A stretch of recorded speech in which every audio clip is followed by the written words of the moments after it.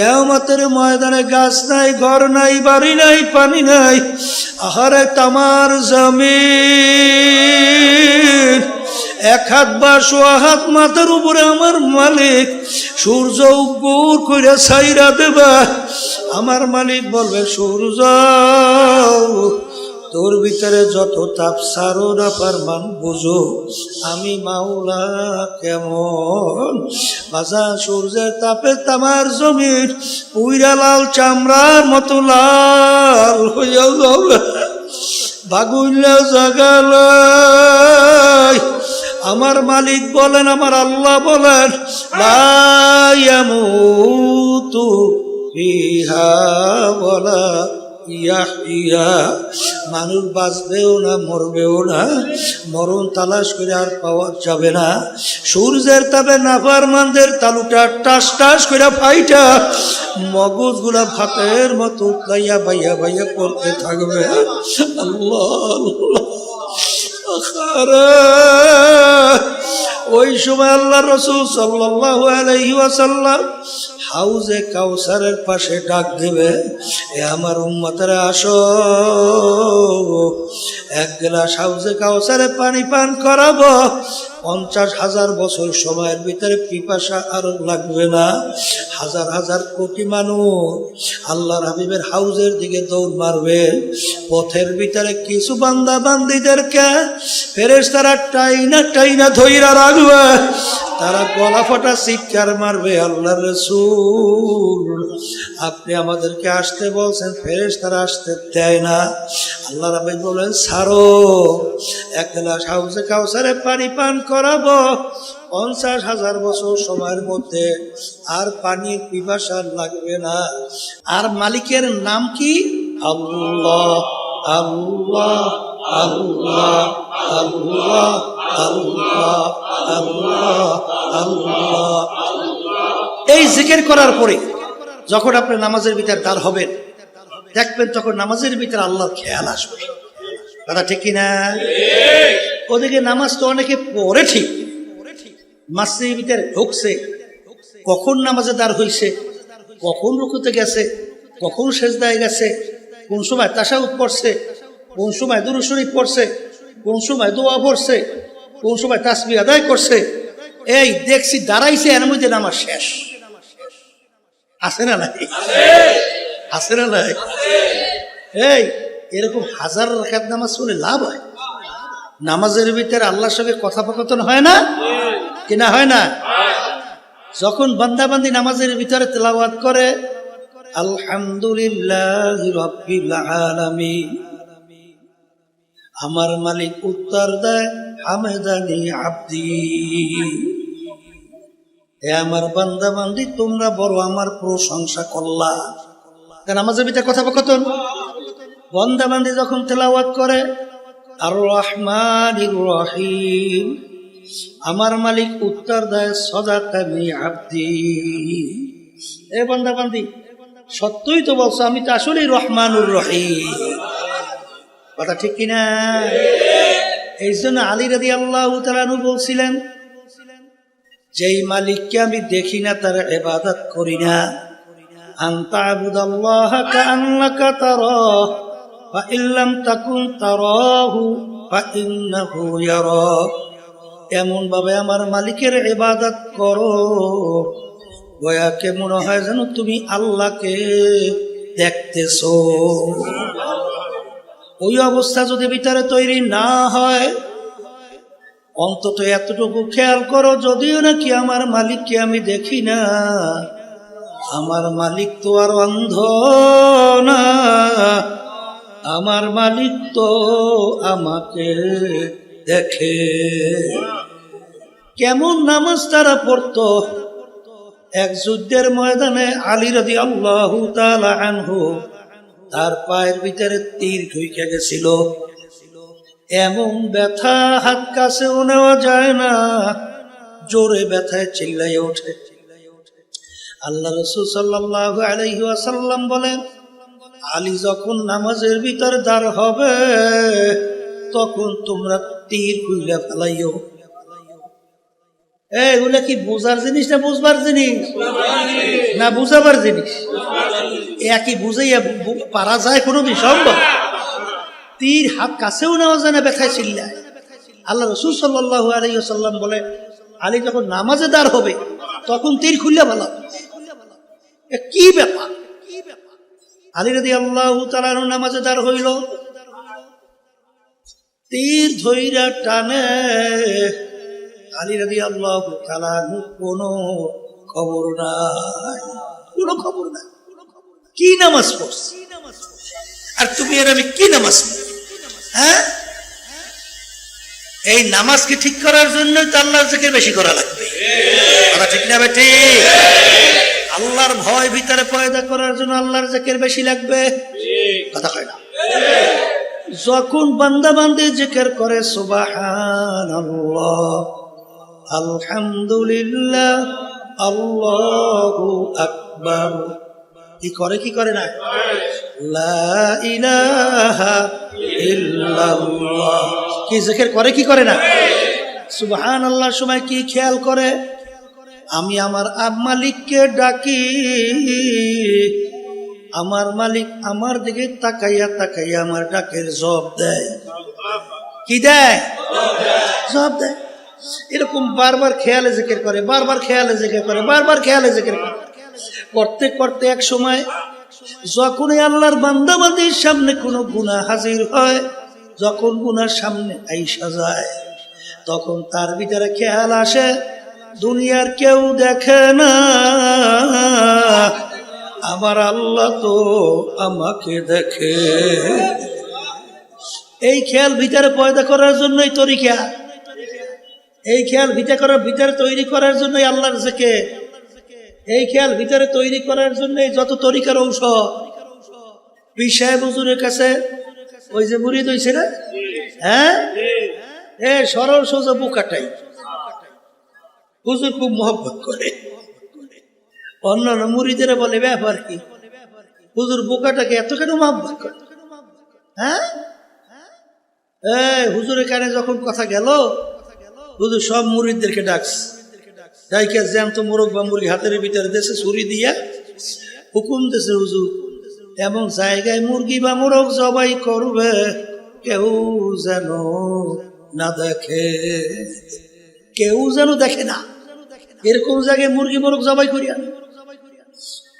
কেউ দৌড়াইছে পানির নিচে ডুব দিয়ে মুরগি জবাই করছে, কেউ দেখে নাই। কেউ ঘরের ভিতরে গোপনে মুরগি জবাই করছে, কেউ দেখে নাই। কেউ হয়তো বা পাহাড়ের গর্তে মুরগি জবাই করছে, কেউ দেখে নাই। যার যত গোপন জায়গা সব জায়গায় যে মুরগি বা মোরগ জবাই করছে, কেউ দেখে না। সবাই মুরগি মোরগ জবাই কইরা হাজির, আর বোকা মুড়ি জ্যান্ত মুড়ি মোরগ মুরগি নিয়ে হাজির। অন্যান্যরা বলতেছে দেখো কেমন সরল সোজা, কেমন বোকা। হুজুর আমাদেরকে হুকুম করলো মোরগ বা মুরগি জবাই করার জন্যে, সবাই হুজুরের কথা মানলো, কিন্তু বোকা তো হুজুরের কথা মানলো না। তখন হুজুর ধমক দিয়ে বলে, বোকা সবাই আমার কথা মানলো, তুমি আমার কথা কেন মানো নাই? তখন ওই বোকা মুড়ি থর থর কইরা কাঁপে, আর দুই চোখ দিয়া বাইয়া বাইয়া টপ টপ কইরা পানি পড়ে, আর বলে হুজুর আপনি হুকুম করছেন এমন জায়গায় মুরগি জবাই করবে কেউ যেন না দেখে। হুজুর আপনার হুকুম পালন করার জন্য কথার কথা ঠিক মতো ঘুমাতে পারি নাই, ঠিক মতো খাইতেও পারি নাই, ঠিক মতো বিশ্রাম তো দূরের কথা। কিন্তু হুজুর আমি যত গোপন জানা মতে জায়গা গেলাম, গোপন জায়গা তাকাইয়ে দেখি কেউ দেখে না, কিন্তু তাকাইয়া দেখি আমার মালিক, আমার মাসুক, আমার মাওলা আমার দিকে চাইয়া আছে। হুজুর আপনি শর্ত লাগাইছেন এমন জায়গায় মুরগি জবাই করবা কেউ দেখে না, হুজুর আপনি তো শর্ত লাগাইছেন কেউ যেন না দেখে, আমি যেখানেই যাই সেদিকে দেখে আল্লাহ চাইয়া আছে, যেদিকে যাই সেদিকে দেখি আমার মালিক চাইয়া আছে। যেদার দেখতা হো মাই তু হি তু হ্যায়, তু হি তু হ্যায়, তু হি তু। যখন নাকি এই কথা মুরিদ বলল, তখন ওই হুজুর বলতেছেন, হে মুরিদেরা বলছো আমি এই বোকা মুরিদটাকে এত কেন মহব্বত করি? আরে এই জন্যই তো মহব্বত করি। এ আল্লাহর বান্দারা, পর্দালে মা বোনেরা, সবসময় মনে রাখো, আসলে সবসময় খেয়াল রাখবা আমার মালিক আমাকে মহব্বত করে কিনা, আমার মালিক আমাকে ভালোবাসে কিনা, আমার মালিকের সম্পর্ক আমার সঙ্গে আছে কিনা, আমার মালিকের হুকুম অনুযায়ী আমি চলতে পারি কিনা। কে আমাকে ভালো বলে কে খারাপ বলে কোনো দরকার নাই। আমার মালিক যদি আমাকে ভালো বলে এইটাই আমার দরকার। এইটা সবসময় লক্ষ্য রেখে যদি চলতে পারো, আল্লাহর ফজলও করবে। দেখবা আল্লাহর ফজলের তরিকার নেয়ামত অল্প সময়ের ভিতরে আল্লাহ দান করবে। আর যদি তরিকাকে পুঁজি বানাও, আর আল্লাহ মাফ করো, যদি এই তরিকার ঔষধ পালন করার পরে বিভিন্ন দুনিয়ার কোনো খেয়াল চাপাও, সবসময় মনে রাখো, মান কানা ইউরিদু হারসাদ দুনিয়া নুতিহি মিনহা। আল্লাহ রাব্বুল আলামিন বলেন, তোমরা যদি আমার কাছে দুনিয়া চাও, আমি তোমাকে দুনিয়া দিয়া দেব। ওমা লাহু ফিল আখিরাতি মিন খালাক। যে কিয়ামতের ময়দানে আর তুমি আমার কাছে কিছু পাবা না। কিয়ামতের ময়দানে হাদিসের ভিতরে আসছে, আল্লাহ রাব্বুল আলামিন সর্বপ্রথম শহীদদেরকে প্রশ্ন করবেন, তুমি আমার কাছে কি নিয়ে আসছো? শহীদ বলবে, মালিক তোমার দ্বীনকে বুলন্দ করার জন্য জিহাদ করতে করতে শাহাদাতের দরজা নিয়ে আসছি। ইন্নাল্লাহা লা ইয়ানজুরু ইলা সুওয়ারিকুম ওয়া আ'মালিকুম ওয়ালাকিন ইয়ানজুরু ইলা নিয়াতিকুম ওয়া কুলুবিকুম, আও কামা ক্বালা আলাইহিস সালাতু ওয়াস সালাম। আল্লাহ রাসূল সাল্লাল্লাহু আলাইহি ওয়াসাল্লাম বলেন, আমি শুধু বান্দা বান্দির বাহ্যিক আমলের দিকে তাকাইয়া থাকি না, আমি বান্দা বান্দির দিলের দিকে তাকাইয়া থাকি। ওর এই কাজটার উদ্দেশ্য কি? আরে তুমি যে উদ্দেশ্য যুদ্ধ করছো, তোমার অন্তর্জাত সম্পর্কে আমি জানি। তোমাকে মানুষ যোদ্ধা বলবে, তুমি যদি বিজয় লাভ করতে পারতা তাইলে তোমার তো বীর বলবে, খেতাব দেব, মুক্ত বক্সবক। আহারে হয়তোবা গনিমতের মাল তুমি পাবা। আহারে বিভিন্ন ধরনের বিভিন্ন কাজই বলবে, আরে এটা তোমার দুনিয়া পাওয়া হয়ে গেছে, আমার কাছে আর কিছু পাবা না। ও ফেরেশতারা ফাগুল্লু, ওদেরকে বান্ধা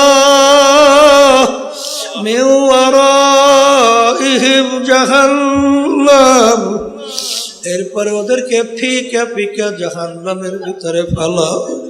আল্লাহ আমাকে আমাদের সবাইকে মাফ কইরা দেয়। এই জন্য বাজান সবসময় মালিকের কাছে দোয়া করা লাগবে। রব্বানা লা তুযিগ কুলুবানা বা'দা ইয হাদাইতানা ওয়া হাব লানা মিন লাদুনকা রাহমা রাহমা।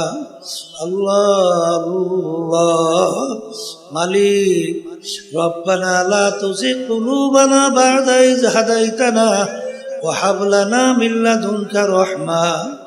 মালিক ইন্নাকা লা তুখলিফুল, রব্বানা লা তুখলিফ ইন্নাকা আনতাল ওয়াহ্হাব।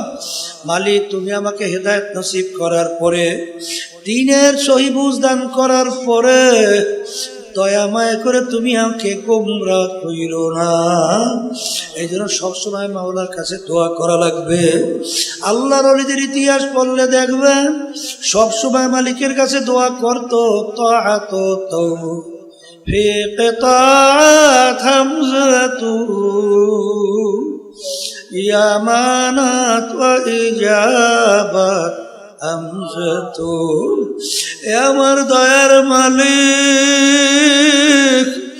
তুমি যদি আমার উপরে দয়ার নজরে রহমতের নজরে না তাকাও মালিক আমার কোনো উপায় নাই তুমি যদি টাইম দিয়ে তোমার কুদরতি কোলের ভিতরে জায়গা না দাও মালিক আমার কোনো উপায় নাই ইমাম গাজ্জালী রহমাতুল্লাহি আলাইহি লেখেন বান্দা বান্দির ভিতরে মালিকের মধ্যে 500 বছরের রাস্তা আল্লাহ পর্দা আছে 70,000-এর ভিতরে নূরের পর্দা এক পর্দা পার হইতে 500 বছরের মতো সময় লাগবে কেউ কোনোদিন আল্লাহ পর্যন্ত পৌঁছার সম্ভব না কিন্তু যেই আল্লাহর বান্দা বান্দির প্রতি আমার মালিকের রহমতের নজর আইসা যায় মুহূর্তের ভিতরে বান্দা বান্দি 70,000 নূরের পর্দা পার হইয়া আমার মালিকের সঙ্গে বান্দাবাদী সম্পর্ক তৈরি হয় এই জন্য আমার বাজানদেরকে বলবো পর্দার আড়ালের মা বোনেরা শুনতেছেন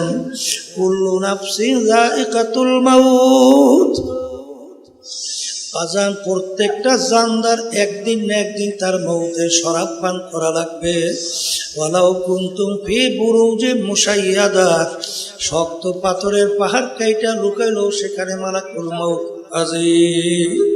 মরণ যেহেতু লাগবে বাজান মামলা কিন্তু দুইটা একটা হলো আখিরাতের মামলা আর একটা হলো দুনিয়ার মামলা আর দুনিয়ার মামলা ম্যাজিস্ট্রেট কোর্টে মানুষ যদি ঠগে আবার জজ কোর্টের ভিতরে আপিল কইরা জিতবার আশা করতে পারে জজ করে ঠকলে হাইকোর্ট সেখানে ঠকলে সুপ্রিম কোর্ট সিঙ্গেল বেঞ্চ সেখানে ঠকলে সুপ্রিম কোর্ট ফুল বেঞ্চ সেখানে ঠকলে প্রেসিডেন্ট কোর্ট সেখানে ঠকলে আন্তর্জাতিক কোর্ট এরকম ধাপ বাই ধাপ অনেক বাজান আপিলের সুযোগ আছে কিন্তু কবরের যাত্রীরা তোমার আমার সামনে আখিরাতের 5টা মামলা দাঁড় হইয়া আছে এই মামলায় যদি খোদার কাছে একবার কেউ ঠগ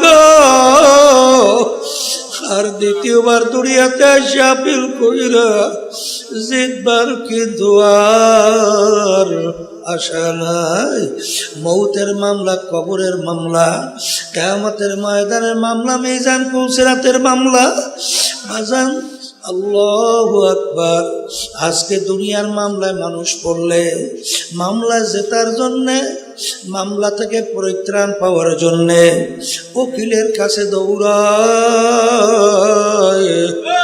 বাজান কত টাকা পয়সা খরচ এরপরে কষ্টের কোনো শেষ নাই এরপরে দেখবা অনেক সময় মামলায় যদি জেল হওয়ার সম্ভাবনা থাকে তার চেহারা কালো ঠিক মতো খাওয়াও নাই ঠিক মতো ঘুমও নাই ঠিক মতো বিশ্রামও নাই যদি জিজ্ঞাসা করে ব্যাপার কি আপনার মুখ এত কেন মলিন কলে শোনো নাই আমি মামলায় পড়ছি শুনছি কলে তাহলে এত অস্থির কেন কলে জেল হওয়ার সম্ভাবনা তখন যদি বলো জেল হইলে কি হয় জেলের ভিতরে খাইতেও দেয় শুইতেও দেয় আহারে আর কোনো অসুবিধা তো তেমন নাই তাহলে জেলের কথা শুই না কেন এত ভয় বলে ভাই সব ঠিক আছে কিন্তু স্বাধীনভাবে চলা যায় না এই জন্য অস্থির চিন্তায় কিন্তু এ মুসলমান হে ইমানদার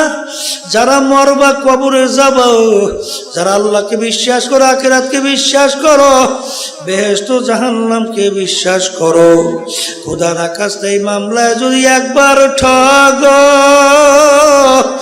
আমার মালিক যে জেলখানা তৈরি কইরা রাখছে ওই জেলখানা দুনিয়ার কোনো জেলখানা না ওই জেলখানা এত ভয়াবহ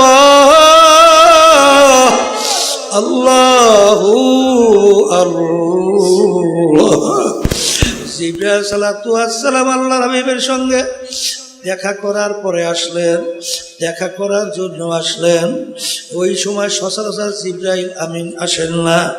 আল্লাহ রাসূল সাল্লাল্লাহু আলাইহি ওয়াসাল্লাম জিজ্ঞাসা করলো, ভাই জিবরাইল, এরকম সময় তো আপনি আসেন না, কেন আসলেন? জিবরাইল সাল্লাল্লাহু আলাইহি ওয়াসাল্লাম বলেন, মালিক আমাকে বেহেশত এবং জাহান্নাম দেখাইছে। আর বেহেশতের বিবরণ দেওয়ার পরে জাহান্নামের বিবরণ দিতে যাইয়া জিবরাইল আলাইহিস সালাতু ওয়াস সালাম কান্দে। আল্লাহর হাবিব সাল্লাল্লাহু আলাইহি ওয়াসাল্লাম বলেন, ভাই জিবরাইল, আপনি তো আমার মালিকের নৈকট্যের সম্মানিত ফেরেশতা, আপনি কেন কাঁদতেছেন? জিবরাইল সাল্লাল্লাহু আলাইহি ওয়াসাল্লাম বলেন, হে আল্লাহর রাসূল সাল্লাল্লাহু আলাইহি ওয়াসাল্লাম, আখারে ইবলিস তো মাওলার নৈকট্যের সম্মানিত ছিল, ইবলিসের ব্যাপারে আমার মালিকের কি হুকুম হইল? হারুত মারুত তো মাওলার ফেরেশতা ছিল, তাদের ব্যাপারে আমার মালিকের কি হুকুম হইল? আমার তো জানা নাই, আমার ব্যাপারে আমার মালিক কি হুকুম দেবে? এই জন্য আমি কান্দি।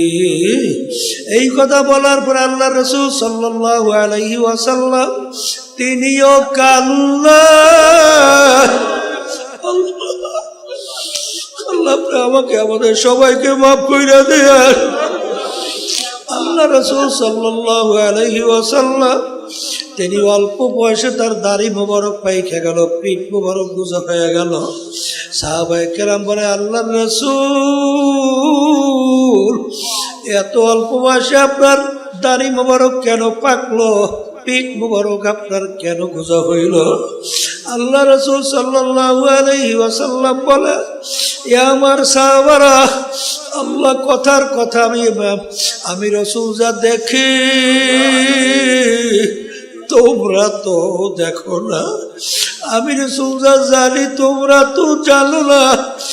আখেরে আমার মালিক কোরআনুল কারীমের মধ্যে বেনমাজি যারা 5 ওয়াক্ত ঠিকমতো নামাজ পড়ে না, যারা রমজান মাসের আল্লাহর হুকুম ফরজ রোজা ঠিকমতো রাখে না, যাদের উপরে ধনী হওয়ার পরে হজ যাকাত আদায় করে না, যারা আল্লাহর হুকুম পর্দা ফরজ ঠিকমতো পালন করে না, যারা ঠিকমতো হারাম হালাল তমিজ করে খায় না, চলে না, তাদের ব্যাপারে আমার মালিক যে আযাব ও গজব বাজে জাহান্নাম বানায় রাখছে, ওই 1 সেকেন্ডের আযাব সহ্য করার শক্তি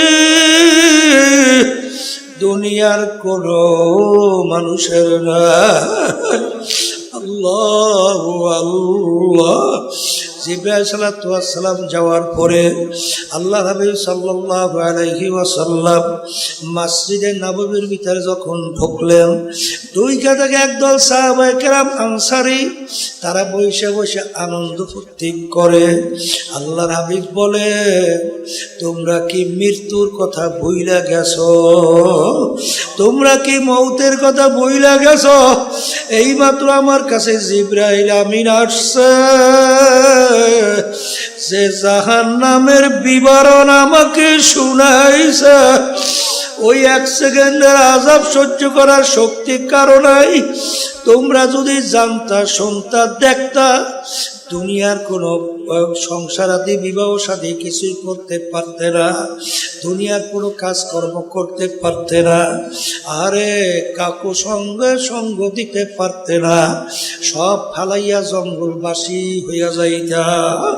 আল্লাহ রাব্বি যখন সাহাবায়ে কেরামদেরকে ভয় দেখায়, আল্লাহ রাব্বুল আলামিন বলেন, আমার হাবিব আপনাকে তো আমার বান্দা বান্দীদেরকে শুধু ভয় দেখাবার জন্যই পাঠাই নাই, আপনাকে আমি পাঠাইছি বাশীর ওয়া নাযীর, ভয়ও দেখাইবে, আবার বেহেশতের সুসংবাদও দান করবে, সুসংবাদও দিবেন, ভয়ও দেখাবেন। আপনি আমার বান্দাদেরকে কেন ভয় দেখান? শুধু এই যে আমার বাজানদেরকে বলবো, পইরা দেখো ইতিহাস। এরপর থেকে আল্লাহ রাসূল সাল্লাল্লাহু আলাইহি ওয়াসাল্লাম যতদিন দুনিয়াতে বাইচা ছিল একবারও জোরে মুখ কইরা কা জোরে শব্দ কইরা আর জীবনে একবারও হাসে না। বাজার আসলে আল্লাহু আকবার, সাহাবায়ে কেরামদের ঈমান কেমন ছিল, তোমার আমার বিশ্বাসটা কেমন? তা মরণ যেহেতু লাগবে, মরার পরে কিন্তু দল দুইটা ছাড়া হবে না, ফারিকুন ফিল জান্নাতি ওয়া ফারিকুন ফিস সাঈর। কারা জান্নাতে যাবে, কারা জাহান্নামে যাবে, আমার মালিক কিন্তু তার রাসূলকে পাঠাইছেন, ওমা আরসালনাকা ইল্লা রাহমাতাল লিল আলামিন। দুনিয়াতে শান্তি, আখিরাতে মুক্তি। বাজার এই শান্তির দূত হিসেবে পাঠাইছেন। একটু পরীক্ষা কইরা দেখো, যারা দুনিয়ার মধ্যে আল্লাহ রাসূল সাল্লাল্লাহু আলাইহি ওয়াসাল্লামের নীতি আদর্শ অনুযায়ী ব্যবসা করো, সংসারাদি করো, রাজনীতি করো, অন্যান্য কাজকর্ম করো, দেখবা তার ভিতরে মালিক এমন শান্তি রাখছে। আরে দুনিয়াদার যারা আল্লাহর হুকুম নবীর তরিকা অনুযায়ী দুনিয়ার কার্যক্রম চালায় না, যত বড় সম্পদের মালিক হোক, ওদের অন্তরও কিন্তু ওই শান্তি আল্লাহ দেয় না। আমার বাজানদেরকে বলবো, আর যদি আল্লাহর হুকুম নবীর তরিকা অনুযায়ী যেই নীতি আদর্শ নিয়ে আল্লাহর হাবিব আসছে, এইটা যদি ঠিক মতো মানতে পারো, আখিরাতে আল্লাহ রাব্বুল আলামিন এমন সম্মানিত করে উঠাবে, ফারিকুন ফিল জান্নাহ। আল্লাহ রাব্বুল আলামিন তোমাকে আমাকে তার মেহমানখানা বেহেশতে জায়গা দান করবে। এই জন্য আমার ভাইদেরকে বলবো, এই যে তরিকা পর্দারে মা বোনরা যারা শুনতেছেন, বাজান দুনিয়া সম্পর্কে মাঝে মাঝে মোরাকাবা করো। হে বড় লোক আমার বাবারা, হে ধনী আমার বাবারা, হে ক্ষমতা সম্পন্ন আমার বাবারা, হে বড় বড় শিক্ষিত আমার বাবারা, হে বিভিন্ন কায়দায় আমার মা বোনেরা, ভালো করে মনকে বুঝাও। তারপর দুনিয়া থেকে বিদায় নিয়ে কবরে রওনা করো, কারণ দুনিয়ার জিন্দেগি একটাই, দ্বিতীয়বার আর ফেরত আসা যাইবে না। আমার দাদাজান রহমাতুল্লাহর কথা শুনছিলাম, একটি সি ওই সময় তাদেরকে বলতো কালেক্টর। দাদাজান ডাক দিয়ে বলে, কালেক্টর আপনারা কি মশারি টাঙ্গা? বলে হুজুর আমরা মশারি টাঙ্গাই। কেন? বলে হুজুর মশায় কামড়ায়। দাদাজান বলছিলেন, কালেক্টর তোমাদেরকে বিভিন্ন পাহারাদাররা বন্দুক নিয়ে পাহারা দেয়, আরে ওই বন্দুক কি মশায় ভয় পায় না? তখন কালেক্টর বলে, হুজুর বন্দুক মশায় ভয় পায় না। তখন দাদাজান বলছিলেন, কালেক্টর রে, আজকে দুনিয়ায় তোমার সাধারণ একটা মশা তোমার বন্দুককে ভয় পায় না, আর তুমি যদি আল্লাহর হুকুম না মাইনা রাসূলের তরিকা অনুযায়ী না চইলা, তুমি যদি নাফরমান হইয়া মাওলার কবরে যাও, ওই কবরে 99 সাপ তোমাকে ভয় করবে।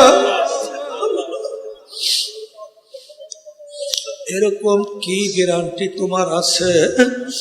কালেক্টর সোজা হইয়া তারপর মাওলার কবরে রওনা করো। এই জন্য আমার বাজানদেরকে বলবো, আল্লাহর হাবিব সাল্লাল্লাহু আলাইহি ওয়াসাল্লাম বলেন, আল কবরু রাওযাতুম মিন রিয়াজিল জান্নাহ আও হুফরাতুম মিন হুফারিন নার। আমার উম্মতের এই যে কবর দেখো, এই কবর কিন্তু আসল কবর না। কোন কোন আল্লাহর বান্দা বান্দির জন্য কবর একটা বেহেশতের বাগান হইয়া যাবে। আল্লাহ আপনি আমার জন্য, আমাদের সবার জন্য কবুল করে নিয়ে। আল্লাহর হাবিব বলেন, আমার উম্মতেরা কোন কোন নাফরমানের কবরের ভিতরে আল্লাহ জাহান্নামের আগুনের টুকরা, জাহান্নামের আগুন এসে বইরা যাবে। আল্লাহ আমাকে আমাদের সবাইকে মাফ কইরা দেন। হে মুসলমান, হে ইমানদার, আমি বলি নাই, আল্লাহ রাসূল বলছে, আমরা শুনাইতেছি, কে মানবেন কি জানি না, কিন্তু বাজান আল কবরু রাওযাতুম মিন রিয়াজিল জান্নাহ আও হুফরাতুম মিন হুফারিন নার। কারো কারো কবর জাহান্নামের আগুনের কুয়া হবে। আল্লাহ রাসূল সাল্লাল্লাহু আলাইহি ওয়াসাল্লাম বলে, আল কারো কারো নাফরমান কবরের মধ্যে 99 তিমনিনান লাউ নুফিকা ফিল আরদি মা আনবাতাত খাদরা। কোন কোন নাফরমানের কবরের মধ্যে একটা না দুইটা না 99টা বিষাক্ত সাপ জমা হইয়া যাবে। সাপ এত বিষধর হবে, আরে যদি দুনিয়ার ভিতরে মুখ কইরা ফুক দিত গাছপালা মাথা জাগাইতে পারতো না। কিয়ামত পর্যন্ত নাফরমানকে সাপ পেঁচাইয়া পেঁচাইয়া ঠোকরাইতে থাকবে। আজাব, এই আজাব সহ্য করা যাবে না। আরে কবরের মাটিকে আল্লাহ হুকুম করবেন, দুই পাশ থেকে এমন ভাবে চাপ দাও, এক পাজরে হাড্ডি অন্য পাজরে মিশাইয়া দাও। আল্লাহ আমাকে আমাদের সবাইকে মাফ কইরা দিয়ে